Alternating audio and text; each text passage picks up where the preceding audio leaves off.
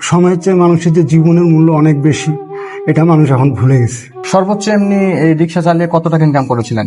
দর্শক আসসালামু আলাইকুম।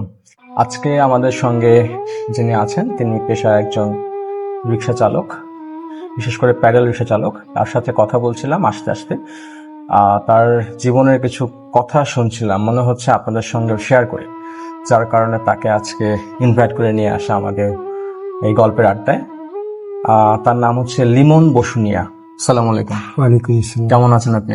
আলহামদুলিল্লাহ। কেমন চলছে আসলে জীবন, একটু জোরে বলবেন। আসলে আজকে 4-5 বছর থেকে গাড়ি চালাচ্ছি, পায়ে রিক্সা।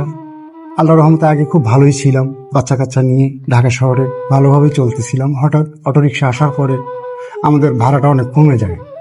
কমে যাওয়ার পরে অনেকেই বলে যে আঙ্কেল আমাদের একটু দ্রুত যেতে হবে। এখন সময়ের চেয়ে মানুষের যে জীবনের মূল্য অনেক বেশি, এটা মানুষ এখন ভুলে গেছে।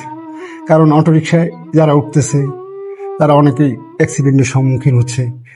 ওদের ব্রেক আর আমাদের ব্রেক এক। ওরা যে গতিতে যাচ্ছে সেই গতিতে গেলে হয়তো অ্যাক্সিডেন্টের সম্ভাবনা থাকে, কিন্তু আমাদের পায়ে রিক্সায় উঠলে আমরা অত জোরেও যেতে পারবো না, আর আমরা সহজেই ব্রেকটা করতে পারেন। ব্রেকটা করতে পারি। তিনি চমৎকার একটা কথা বলেছেন যে সময়ের চেয়ে জীবনের মূল্য অনেক বেশি, এটা আসলে এখন অনেক মানুষ ভুলে গেছে। যার কারণে ঢাকা শহরে গত 3-4 বছরে যতগুলো অ্যাক্সিডেন্ট হয়েছে বাইক কিংবা অটোরিকশায়, বেশিরভাগ কিন্তু এই অটোরিকশাগুলো এর জন্য দায়ী। প্যাডেল রিক্সা কিন্তু এর জন্য খুব একটা দায়ী না। বা আমরা দেখেছি রিক্সায় কিন্তু আগে অনেক সেফ থাকতো, বাট এখন সেই সেফ ব্যাপারটা নাই।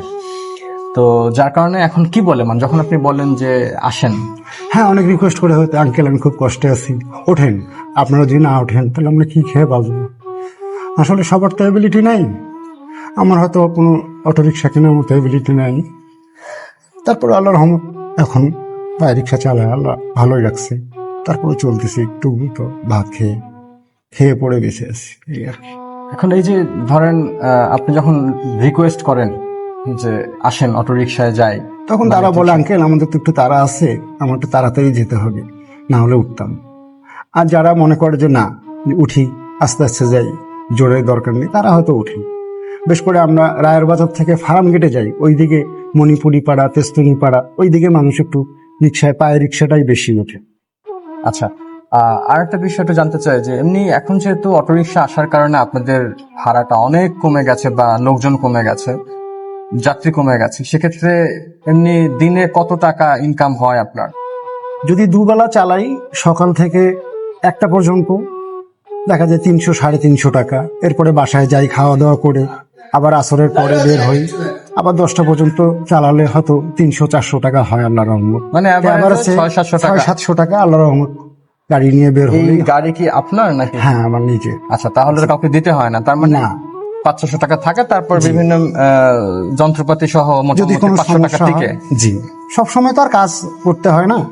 রিক্সাটা এটাই একটা সুবিধা, সবসময় কাজ করতে হয় না।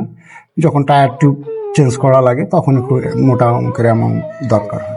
সর্বোচ্চ এমনি এই রিক্সা চালিয়ে কত টাকা ইনকাম করেছিলেন?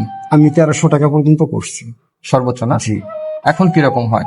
এখন এরকম হয় না, এখন শুধু খেয়ে পড়ে বেঁচে আছি, এটাই।